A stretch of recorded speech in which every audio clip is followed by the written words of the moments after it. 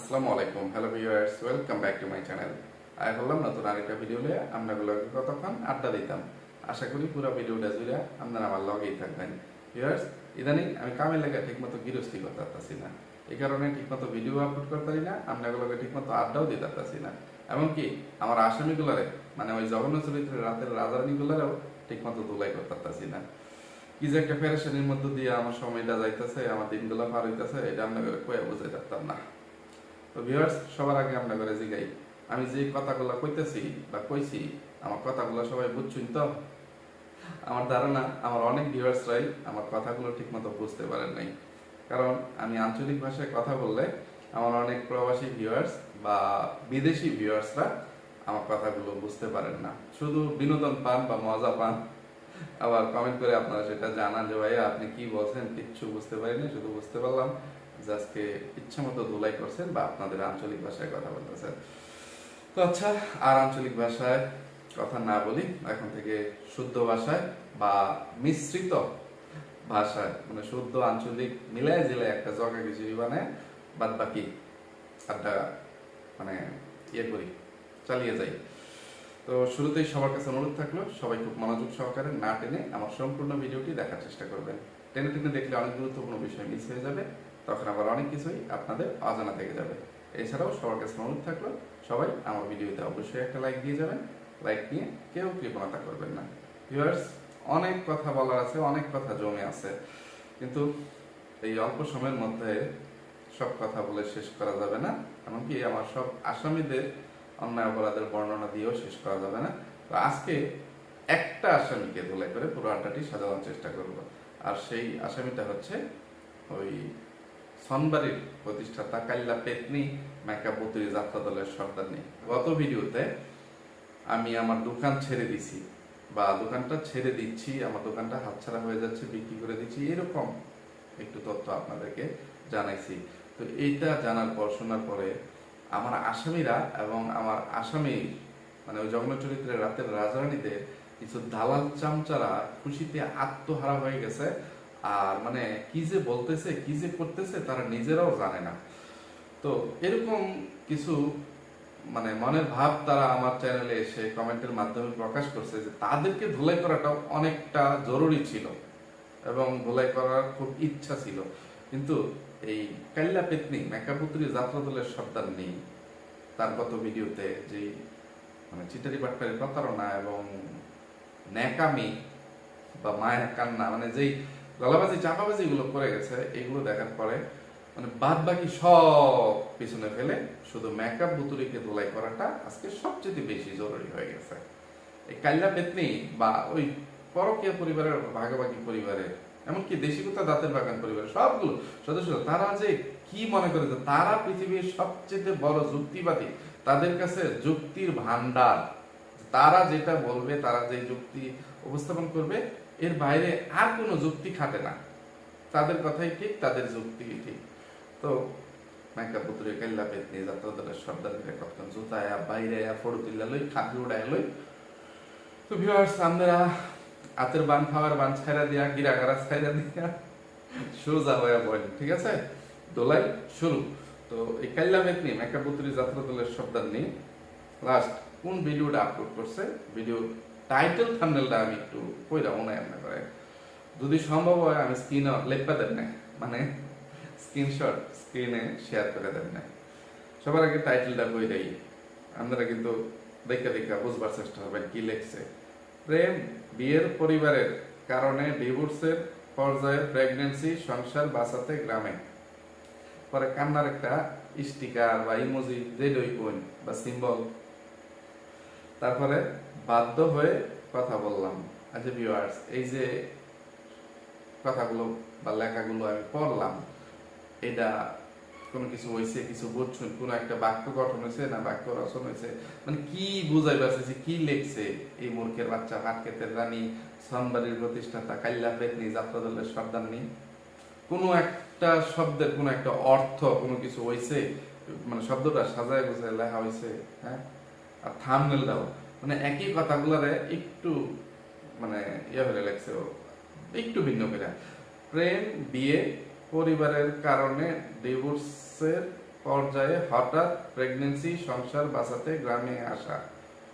তারপরে আবার কান্নার ইমোজি, বাধ্য হয়ে কথাগুলো বললাম। আচ্ছা, বুঝে নিলাম যে প্রেমের বিয়ে, প্রেম বিয়ে না, প্রেমের বিয়ে পরিবারের কারণে ডিভোর্সের পর্যায়ে চলে গেছে, এটি তো বোঝা পেরেছি মনে হয়। আর হঠাৎ প্রেগনেন্সি সংসার বাঁচাতে গ্রামে আসা। আচ্ছা, প্রেগনেন্সি বাঁচাইতে তার গ্রামে যাওয়া না তার সংসার বাঁচানোর লাগে গ্রামে যাওয়া, হ্যাঁ কি কই বাঁচাইছে, কি বুঝে বাঁচাইছে? আচ্ছা, আপনারা তো কোনো জবাব দিতে না, কারণ আপনারা এটা কইছিল না, লেখছিল না। আমি মেকআপ বুতুরি ওই ডাইকা লই আই, ওই মেকআপ বুতুরি কাল্লা পেতনি, কালীর বাচ্চা কালী, কালী নূরের মানে সবা কনিষ্ঠ কন্যা, ডুলি যারা কন্যা, কাল্লা পেতনি মেকআপ বুতুরি, এদিকে এদিকে এদিকে, তুই কি লেখছস, কি বুঝাই পারছিস? আর এত লম্বা একটা ভিডিও দিয়ে কি গেউ গেউ করছস, কে লিখে করছস?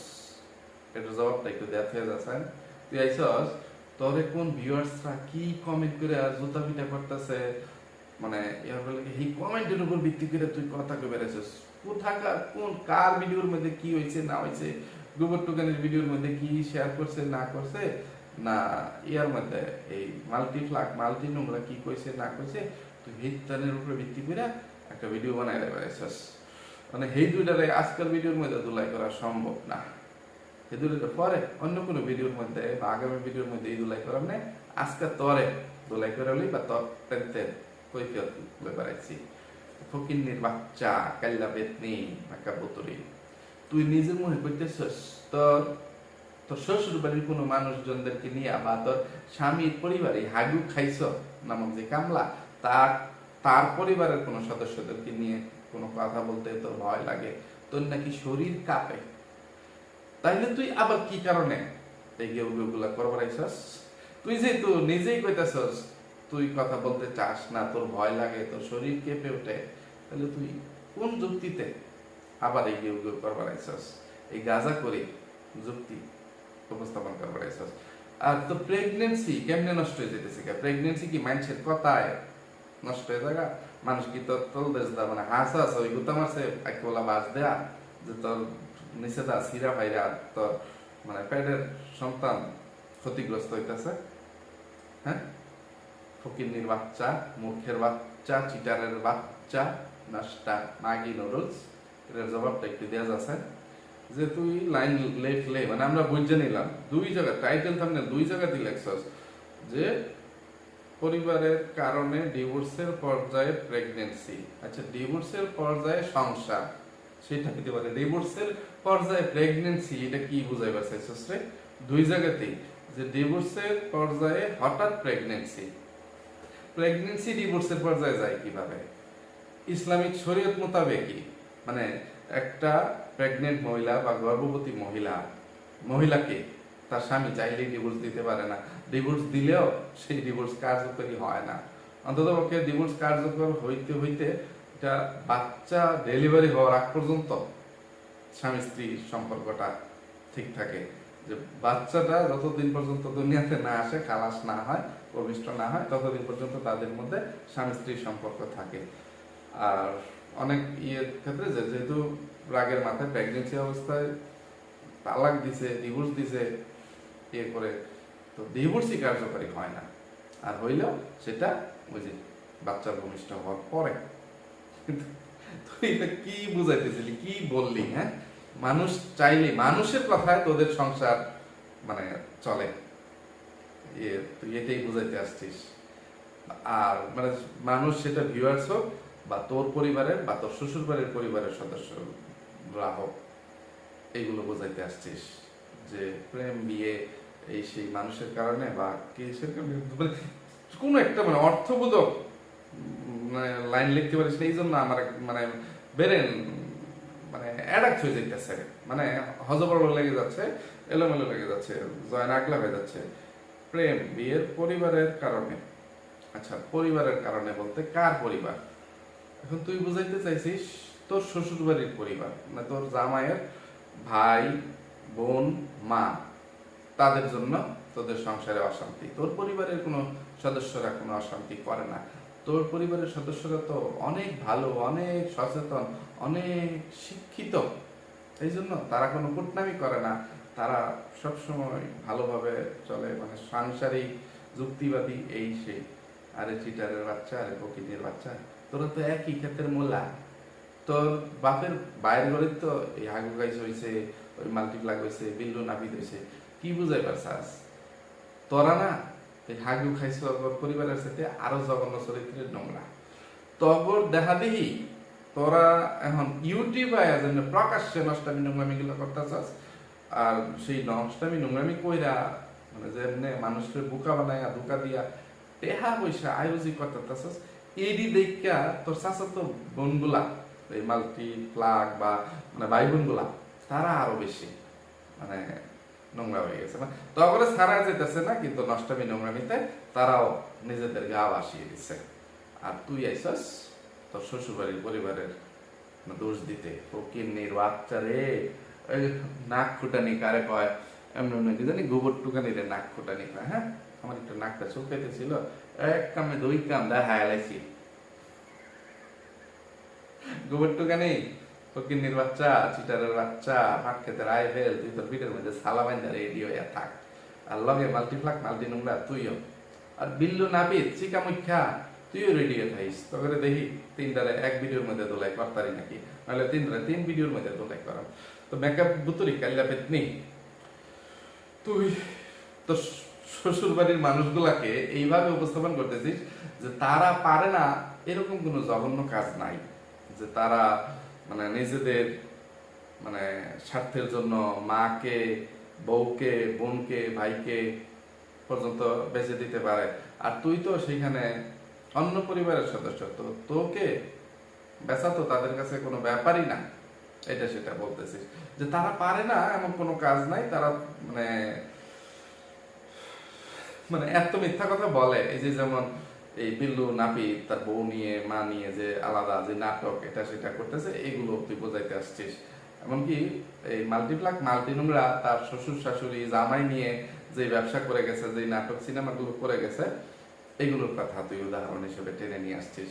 কিন্তু এইগুলো টেনে নিয়ে এসে তুই নিজেকে নির্দোষ হিসেবে প্রমাণ করার চেষ্টা করছিস। কেন?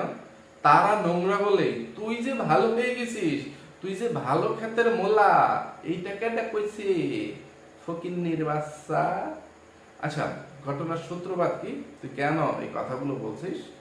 তুই কথাগুলো বলছিস ওই বিল্লু নাপিত, চিকামুখ্যা বিল্লু নাপিত এবং এই বহু ছিদ্রযুক্ত তলাবিহীন মাল্টিপ্লাক মাল্টি নোংরা, এই যে এতদিন পর্যন্ত মানুষের সাথে চিটারি বাটপারি প্রতারণা করে এবং নষ্টামি নোংরামি ব্যয়বনা করে যে টাকা পয়সাগুলো ইউটিউব থেকে আয়োজি করছে, এবং ইউটিউবের বাইরে থেকে মাল্টিপ্লাক মাল্টি নোংরা সিঙ্গাপুর, মালয়েশিয়া, রাতের রাজাদের খাটকা পেয়ে যে টাকা পয়সা আয়োজি করছে, সেই টাকা পয়সা দিয়ে তারা জায়গা জমি কিনছে। তো জায়গা জমি কেনার পরে বা আগে তোর বাসায় আসছে। তো তোর বাসায় আসছে এই ভিডিওটা ওই হাগু টুকানি গোবর টুকানি তার চ্যানেলে দেখাইছে, ইয়ে করছে। তো তোর বাসায় আসার পরে তুই তাদের সাথে ঠিক মতো মানে সদ্ব্যবহার করিস নাই, সদ আচরণ করিস নাই, ভালো ব্যবহার করিস নাই, মিষ্টি মুখে কথা বলিস নাই। মানে তোর তাদের সাথে ঠিক মতো কথা বলতে বা ভালো ব্যবহার তাদের সাথে করতে তোর ভালো লাগে না। কারণ তোর শ্বশুরবাড়ির মানুষজন তোকে অতীতে এমন কিছু কথা বলছে যে তোর আর মানে তাদের সাথে ঠিক মতো কথাবার্তা বলতে, ঠিক আচরণ করতে ইচ্ছা করে না। এইগুলো বোঝাইতে আসছিস। আরে সিটার, ওরে বাটপার, ওরে কালী, পাটক্ষেতের রানী, সনবাড়ির প্রতিষ্ঠাতা, কাল্যাবেত নেই যাত্রা দলের সর্দারনি মেকআপ বুতুরি, তুই কি কই কি কই বেড়াইস? হ্যাঁ, এটা শুরুটা কি তারা করছিস না তুই করছিলি? হ্যাঁ, তুই বলতেছ যে তোর বিহার পরের থেকে তাদের রূপ বাইসা উঠছে, তোর শ্বশুরবাড়ির মানুষজনের আসল চরিত্র, আসল রূপ তুই বুঝতে পারছস। রাগ পর্যন্ত তুই তা করে চিনতে না, তুই বুঝতে পারছস না। তোর জামাই ওই কামলার বাচ্চা হাগু খাইছ, তাদের সম্পর্কে তোর কোনো ধারণা দেয় নেই। কেন রে? তোর এই জামাই কামলার বাচ্চা হাগু খাইছ, তোর শ্বশুরবাড়ির মানুষজন সম্পর্কে তোকে ধারণা দিতে হবে কেন? হাগু খাইছ আগে তো তুই তোর যে লেসবিয়ান পার্টনার ছিল, মানে এই বহুচিত্রযুক্ত মাল্টিপ্লাক মাল্টি নোংরা, তার সাথে তোর প্রেম ভালোবাসা ছিল, তার সাথে তোর মানে অবৈধ সম্পর্ক ছিল, অবৈধ প্রেম ছিল, একসাথে তখন বসবাস করতি। তোর চাচি মানে কি বলবো, তোর শাশুড়ি তোর চাচি লাগে, এই সেই, তো সবার সাথে তোর সুসম্পর্ক ছিল, সবাইকে চিনতি। তো তারপরে হঠাৎ করে এই হাগু খাইছন নামক কামলার সাথে তোর বন্ধুত্ব হয়েছে, তারপর সেটা প্রেম হয়েছে। আর তুই সেখানে বোঝাইতে আসছিস যে মানুষ তোদেরকে প্রেমের দিকে ঠেলে দিছে। কেন? মানুষ তো অতীতেও অনেক ধরনের কমেন্ট করছে যে তুই সংসারটা, আগের সংসারটা ভাঙার আগে মানুষ যখন তোকে এত অনুরোধ করতেছিল যে একটু মাটির দিকে তাকা আপু, মেয়েদের এত জিদ ভালো না, মেয়েদেরকে পানির মতো হইতে হয়, মাটির মতন হইতে হয়, এত রাগ ভালো না, যে আপনি একটু সরি বলে একটু মানিয়ে নেওয়ার চেষ্টা করেন সানির সাথে, সানি ভাইয়ের সাথে সংসারটা জোড়া লাগিয়ে ফেলেন, ডিভোর্সের পর্যায়ে নিয়ে যায় না। এই সে একজনকে নরম হইতে হয়, দুজনই রাগ করলে সংসার টিকে থাকে না, এটা সেটা তখন বোঝায় না। তখন কি কোনো ভিউয়ার্সদের কোনো কথা বা কোনো কমেন্টের মূল্য দিছিস, কোনো দাম দিছিস? আর তোদের নষ্টামি নোংরামি বেহায়াপনা যখন সবার চোখে ধরা পড়লো যে তোরা অবাধে মেলামেশা করতেছিস, তোদের সনবাড়িতে তোরা লিভ টুগেদার করতেছিস, ঢাকার বাসায় তোরা লিভ টুগেদার করতেছিস, ইয়ে করতেছিস, তখন ততদিনে তোরা দুইটা ডিভোর্সি একসাথে এই যে এইসব নষ্টামি নোংরামি করতেছিলি, তখন ভিউয়ার্সরা তোদেরকে বলছে যে আপনিও ডিভোর্সি, ওই কামলার বাচ্চা হাগু খাইছো, ফকিনের বাচ্চা হাগু খাইছো, ডিভোর্সি। তো দুইজন এক হয়ে যান, যেহেতু আপনাদের মতো রাতের রাজারানীদের জন্য পৃথিবীতে আর কোথাও কোনো রাতের রাজারানী খুঁজে পাওয়া যাবে না, তবে আপনারা মেড ফর ইচ আদার হয়ে যান, যে একজন আরেকজনের জন্য হয়ে যান, আপনাদেরকে ভালোই মানাবে। কারণ আপনাদের একজন আরেকজনকে ছাড়া আর কোনো গতি নাই, আর কোনো জোড়া পৃথিবীতে অবশিষ্ট নাই। তো এইগুলো বলার পরেও তোরা যে গলাবাজি চাপাবাজি, আপনারা কিভাবে বলেন, ভাই বোনের মধ্যে কি এগুলো হয়? আমাদের মধ্যে এইরকম কোনো সম্পর্ক নাই, প্রেমের কোনো ইয়ে নেই, আমরা জাস্ট ফ্যান, জাস্ট ফ্যান, মানে বাতের ফ্যান, বাতের মার ফ্রেন্ড না, ঠিক আছে? তোরা প্রথমে জাস্ট ফ্রেন্ড ছিলি, তারপরে বেস্ট ফ্রেন্ড হয়ে গেছিস, তারপরে আবার সেটা বয়ফ্রেন্ড গার্লফ্রেন্ড হয়ে গেছিস, তারপরে এখন আবার জামাই বউ হয়ে গেছিস। আর সব দায়ভার ভিউয়ার্সদের উপর মানে দিয়ে দিছিস যে আপনাদের জন্যই আমরা নোটিশ করছি যে হ্যাঁ আমাদের মধ্যে যদি কিছু হয় তাহলে সেটা ভালোই হয়, আমাদের মধ্যে বন্ধুত্ব হয়েছে, মানে আমরা একজন আরেকজনকে বুঝতে পারছি, ইয়ে করতে পারছি যে হ্যাঁ আমরা হয়তো বা মানে দুইজনের সম্পর্কে দুইজন যেহেতু জানি, এই সেই আমরা হয়তো বা একজন আরেকজনকে ভালো রাখতে পারবো বা দুজন দুজনকে পেয়ে ভালো থাকবো, এটা সেটা বলে তোরা ডিসিশন নিছিস। এখানে ভিউয়ার্সদেরকে সবসময় দোষারোপ করিস কেন? আর যে তুই তো শ্বশুর বাড়ি সম্পর্কে কিছু জানতি না, তাদের সম্পর্কে ধারণা নেই, এই কথাটা হাগু খাইছে তোকে আগে থাকতে বলতে হবে কেন? তোর চাচা বা চাচি, তারা চাচা তো ভাই বোন সবাই, হাগু খাইছে যেই রকম, মাল্টিপ্লেক্স সেরকম, বিল্লো নাপি তো সেই রকম, সবাইকে তুই চিনিস। এখন হাগু খাইছো কামলা তোর জামাই হয়ে গেছে বলে সে ভালো হয়ে গেছে, আর শ্বশুর বাড়ির সবাই খারাপ হয়ে গেছে, শ্বশুর বাড়ির কেউ চাচ্ছে না যে এখন তোর সাথে হাগু খাইছোর সম্পর্কটা টিকে থাকুক, এই সেই, এইটা কেন বলতেছিস ফকিন্নির বাচ্চা? তুই হাগু খাইছোকে তাদের কাছ থেকে, তার পরিবারের কাছ থেকে ছিনিয়ে নিয়ে গেছিস। তুই তোর চাচিকে মানে তোর শাশুড়িকে যেই ধরনের লোভ লালসা দেখিয়ে, যেই ধরনের প্রতিশ্রুতি দিয়ে তার ছেলেকে তোর কাছে পালক নিয়ে আসছিস, তুই তো সেই কোনো কথা বা ওয়াদা রক্ষা করিস নাই, সেই জন্য হয়তোবা তারা তোর উপর একটু মনক্ষুণ্ণ, তারা তোর উপর একটু রাগান্বিত, তাদের সেই রাগ করার অধিকার আছে। আমার দৃষ্টিতে, আমাদের দেখা মতে, জানা মতে, তুই তাদের সাথে যেটা করছিস বা তোদের অন্যান্য সোজা কথা, এই ফরকেরানি সাগিল নিজে আরেকটা রোহিঙ্গার বাচ্চা লম্পটকে বিয়ে করার পরে তার শ্বশুর বাড়ি এবং মানে ওই রোহিঙ্গার বাচ্চার ভাই বোনের প্রতি যে দায়িত্ব পালন করতেছে, ইয়ে করতেছে, মানে তুইও তেমনই করবি। এই সেই তোদের বোনদেরকে, তোদের মতন রাতের রানীকে বিয়ে করলে, এই যে ইয়ের বাচ্চা, ওই আরেক বাচ্চারা তানু মণ্ডল যেভাবে আরেকটা টুকাইয়ের বাচ্চাকে, ওই কুমড়ো পটাশকে তুলে এনে যেই সুযোগ সুবিধা দিচ্ছে, আইফোন কিনে দিচ্ছে, মোটরসাইকেল কিনে দিচ্ছে, মানে দোকান দিয়ে দিচ্ছে, এটা সেটা নানান সুযোগ সুবিধা দিয়ে ইয়ে করছে, ওই মানে ডাইনি মাগিনেরও মানে দেশি কুত্তাকে যেভাবে সুযোগ সুবিধা দিচ্ছে ইয়ে করতেছে, তো তুইও এই হাগু খাইছুন নামক কামলাকে এবং তার পরিবারকে ওই রকম সুযোগ সুবিধা দিবি, সেইটা ইয়ে বুঝতে পেরে হাগু খাইছ মা বিয়েতে রাজি হয়েছে বা তার ভাই বোন রাজি হয়েছে, যে সবকিছুর পরে এখন হাগু খাইছে ওর বাপ মারা গেছে, এটা সেটা। এখন হাগু খাইছে ওর মতন একটা বেকার ফকিন্নির বাচ্চার যা যাবরের একটা কুল কিনারা হবে।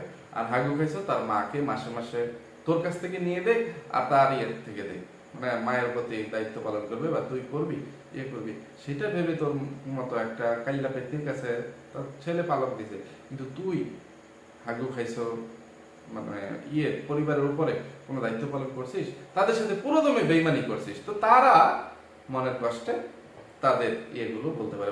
তবে তারা এরপরেও আগে বলতে আসে নাই, তুই তোর নাটক সিনেমা করার জন্য বিয়ের অনুষ্ঠান করতে গিয়ে যেই ব্যয়বনাগুলো করলি তখন ভিউয়ার্সরা তোকে মনে করে দিছে যে তুই একটা টিনেজ মেয়ে না বা কুমারী মেয়ে না, যে তুই যে নষ্টামি নোংরামি ব্যয়াপনা গুলো তোর বিয়ের দিন এই হাগু ভাই জন্য আমাকে একটা ফকিন্নির বাচ্চাকে বিয়ে করে তুই যে ব্যয়াপনা গুলো করছিলি, এগুলো তোর মতন একটা রাতের রানীকে, একটা সিঙ্গেল মাদারকে করাটা মানায় নাই।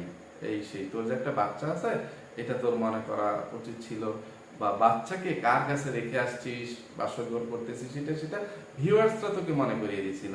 এটা তোর শ্বশুর বাড়ির কোনো মানুষ, তোর শাশুড়ি, তোর ননাস বা চাচাতো বোন ওই মাল্টিপ্লাক, এমনকি তোর ভাসুর বা স্বাস্থ্য ভাই বিল্লু নাবিদ, তারা কেউ বলে নাই যে তুই কি করে পারলি তোর ছোট বাচ্চাকে রেখে বাসর ঘরে এসে একটা কামলার সাথে বা তোর জামাইয়ের সাথে হস্টি নষ্টি করতে বা বাসর ঘর করতে। ভিউয়ার্সরা যখন তোকে প্রশ্ন করছে, সব দোষ তুই তোর শ্বশুরবাড়ির মানুষজনের উপর চাপিয়ে দিছিলি, যে আমার শ্বশুরবাড়ির একটা মানুষ তো আমার মেয়ের কথা মনে করেনি, তো আমি এখন একদিনের জন্য হই আর যাই হই, মানে একদিন অন্তত তো আমার বউয়ের দায়িত্বটা পালন করতে হবে। তো তখনও যদি ছোট বাচ্চাকে আমি নিজে থেকে সাথে আনতে যাই, আমার স্বামী বা শ্বশুরবাড়ির মানুষজন আপত্তি করতে পারে, করতে পারে। আমি চাইছিলাম তারা যেন নিজে থেকে বলে যে আমার বাচ্চাটাকে সাথে করে নিয়ে যেতে করতে। কিন্তু তোর বাচ্চা মানে তোর সাথে আসবে না, এটা তো তোর চিন্তা ভাবনা ছিল, তোর প্ল্যানিং ছিল, তোর নিষেধাজ্ঞা ছিল যে না তুই নিজের মতো করে তোর বাসর করবি, তোর বিয়ের ইয়েটা তুই এনজয় করবি, তোর একটা স্মৃতি ভালো সময় মানে করে রাখবি, ক্যামেরা বন্দি করে রাখবি। এই জন্য তুই তোর মেয়েটাকে গ্রামে রেখে আসছিস ওই পরকের রানী সাগিনুরের কাছে বা তোর মায়ের কাছে, সোজা কথা গ্রামের বাড়িতে রেখে এই হাগু ফেসর সাথে বাসরঘর করতে আসছিস বা হোটেলে গিয়ে বাসরঘর করতে আসছিস। বাসরঘর তো দুইবার করছিস, একবার হোটেলে গিয়ে আরেকবার হাগু ফেসরদের বাসায় এসে। তো তখন তোর ভাসুর বিল্লু নাপিত এমনকি মাল্টিপ্লাক মাল্টিনুরা তারাও তখন বলছে আবদিয়া যাবে না, আবদিয়া যাবে না, এটা আমরা শুনছি, ঠিক আছে। কিন্তু ডাইনি মাগিনও না করে দিছে, না মেকআপ বুতুরি বলছে তাকে নিয়ে যাবে না। তো দোষটা তোর, তুই এই দোষ তোর শ্বশুরবাড়ির মানুষজনদেরকে, তোর চাচাতো বোনকে বা ননাসকে কেন দিছিস, তোর জামাইকে কেন দিছিস, হাগু খাইসের উপর কেন এইসব রাগ ছাড়ছিস, করছিস নিজের দোষ ঢাকার জন্য, পরের উপরে দোষটা পেয়ে দিস কেন ফকিন্নির বাচ্চা। এই যে তোর ভিডিওতেই এই কমেন্ট গুলো করে তোকে মনে করিয়ে দিচ্ছে কিছু ভিউয়ার্স। এখন কথা বলতে বলতে যেহেতু আমার ভিডিও অনেক লম্বা হয়ে গেছে, তাই তোকে আমি এখানে সব মনে করিয়ে দিতে পারতেছি না যে তুই কি কি করছিস। এই যে শুরুটা তো আপনি করেছিলেন, শুরুতে বাবু মা আপনাকে মানতে পারেনি, কিন্তু পরে অনেকটা মেনে নিয়েছিল। কিন্তু বিয়ের অনুষ্ঠানের পরদিনই আপনি ঢং শুরু করছিলেন। বিয়ের দিন আপনি আপনার মেয়েকে রেখে গিয়েছিলেন আপনার ইচ্ছায়, কিন্তু যখন দেখলেন কমেন্টে সবাই বলছে কিভাবে মেয়েকে রেখে গেলেন, তখন আপনার এটা নিয়ে খারাপ লাগলো। তখন আপনার মনে হলো এটা কেন আপনার সাথে আপনার মেয়েকে নিয়ে গেল না। এই আরো আছে, পড়ে শোনানো সম্ভব না, আরো এরকম অনেক কমেন্ট আছে। আমি এখানে মাত্র 2টা স্ক্রিনশট দিলাম। যে তোর হাজবেন্ড কিছু বলে না, ওই যে তোর শ্বশুর বাড়ির মানুষজন তোকে এটা সেটা বলে, কিন্তু হাগু খাইছর নামক কামলার বাচ্চা বকিনের বাচ্চা তোকে কিছু বলে না। আর সে বলবে কিভাবে? এই যে এখানে কমেন্টটা আমি স্ক্রিনেই দিয়ে দিব, আপনার পরে নিয়ে। হাগু খাইছো তো জানেই যে তার কোনো কুল কিনারা নাই, তার কোনো নাই, এখন বাপ নাই, মা তার দায়িত্ব পালন করে না, মানে মায়ের মনের মধ্যে সে যে কষ্ট দিছে বা মায়ের সাথে যে বেইমানি সে করছে, যে প্রতিশ্রুতি দিয়ে যে প্রতিশ্রুতি সে রক্ষা করতে পারে নাই, তোর মতন একটা মানে দাস হয়ে গোলাম হয়ে, সেই জন্য তুই মানে তাকে ছেড়ে দিলে মানে তার নিজের নামে একটু জায়গা জমি নাই, তার কোনো মানে মাথা গুজার কোনো ঠাঁই নাই, পায়ের নিচে কোনো মাটি নাই, তার মায়ের কাছেও সে গিয়ে এখন আর আশ্রয় পাবে না। সে নিজে থাকবে কোথায়, খাবে কি, এই সেই, সে তো একদম মানে তোর তোর মতন একটা কাল্লা পেত্নিকে, রাতের রানীকে বিয়ে করে একদম মানে পচা গেছে। মাছ পচে গেলে লেবু পাতা দিয়ে চাষনি রেঁধে সেটা খেয়ে ফেলা যায়, সেটা চালিয়ে দেওয়া যায়, কিন্তু মানুষ পচে গেলে তার কোনো দাম থাকে না রে। তোর মতন একটা কাইল্লা পেতনিকে, তোর মতো একটা রাতের রানীকে বিয়ে করে ওই কামলা হাগু খাইছো, ওই ফকিন্নির বাচ্চা হাগু খাইছো, ওইরকম একদম পচে গেছে। তো হাগু খাইছোকে তুই যেভাবে জিম্মি করে রাখছিস, বা হাগু খাইছো যেরকম পচে গেছে, তোর মতন একটা কাইল্লা পেতনিকে বিয়ে করে, যে সে জানে যে তার জীবনে আর কোনো ফকিন্নির বাচ্চা বা একটা পতিতালয়ের পতিতাকেও সে বিয়ে করতে পারবে না। সে এইভাবে একটা পরিচিতি পাইছে, বা মানে পচে গেছে। তো সে তোকে ছাড়ার কোনো দুঃসাহস তার নাই, বা এই করে না। কিন্তু তুই তাকে হুমকি দিস যে তুই যদি কামলার বাচ্চা তোর মা আর বোনের সাথে কোনো সম্পর্ক রাখিস, বা আমার সাথে তাদেরকে বেশি প্রাধান্য দিস, তোকে লাথি মেরে ঘর থেকে বাইর করে দিব, ইয়ে করবো, তোরা ডিভোর্স দিয়ে দিব। তো ডিভোর্সের হুমকি তুই তাকে দিচ্ছিস, যেটা তোর কথাতেই বারবার প্রমাণিত হয়েছে। যে তুই বলছিস আমার দিক থেকে আমাদের মধ্যে এমনও ইয়ে হয়েছে যে ডিভোর্স পর্যন্ত হয়ে যাবে, এটা সেটা। তবে হাগু খাইছো কখনো বলে নাই, আমিই বলছি। কেন তুই বলবি কেন? মেয়েদের কি ডিভোর্স দেওয়ার অধিকার আছে? ইসলাম সম্পর্কে তুই কতটুকু জানিস? হ্যাঁ, তোদের কোনো ধারণা আছে? তোরা কি বলবো, ইসলামের মানে রস্যই বা কোনো কিছু তোদের মধ্যে আছে? ফকিন্নির বাচ্চা, মূর্খের বাচ্চা, রাতের রানী, খাটের রানী, কাল্লা পেতনি, মেকআপ পুতুরি। ভিউয়ার্স, মোবাইলের মেমোরি ফুল হয়ে যাওয়ায় হঠাৎ করে ক্যামেরাটা বন্ধ হয়ে গেছিল, যার ফলে বাধ্য হয়ে আবার নতুন করে শুরু করতে হচ্ছে। এমনিতেও কথা বলতে বলতে ভিডিওটা অনেক লম্বা হয়ে গেছে, অনেক বড় হয়ে গেছে। এখন এই অল্প সময়ের মধ্যে মেকআপ পুতুরির আর কয়টা অন্য অপরাধের বর্ণনা দিয়ে তাকে ধুলাই করতে পারবো বুঝতে পারতেছি না, ভেবেই হিমশিম খেয়ে যাচ্ছি। তো যেখান থেকে ক্যামেরা বন্ধ হয়েছিল, যে কথা বলতেছিলাম সেখান থেকে শুরু করি। মেকআপ পুতুরি, তুই ভালো করে মনে রাখ বা জেনে রাখ, এবং তোর যেসব দালাল চামচারা এবং আত্মীয় স্বজনরা আছে তাদেরকেও এই জিনিসটা জানিয়ে দিস, বা তাদেরকে ডেকে নিয়ে আয়, তারা আমার কথা শোনো। একটা মহিলা বা মেয়ে চাইলেই তার স্বামীকে ডিভোর্স দিতে পারে না, তালাক দিতে পারে না, এমনকি বিনা কারণে স্বামীর কাছে তালাক চাইতেও পারে না। এটাও খুবই পাপের একটা কাজ, বা আল্লাহ তাআলার কাছে অনেক অপছন্দনীয় একটা কাজ, জঘন্য ধরনের একটা অপরাধ। তো তুই সেখানে হাগু খাইছোকে ডিভোর্সের হুমকি দিস, মানে কি বলবো, তোদের কাছে পাপ পুণ্যের কোনো ইয়ে আছে?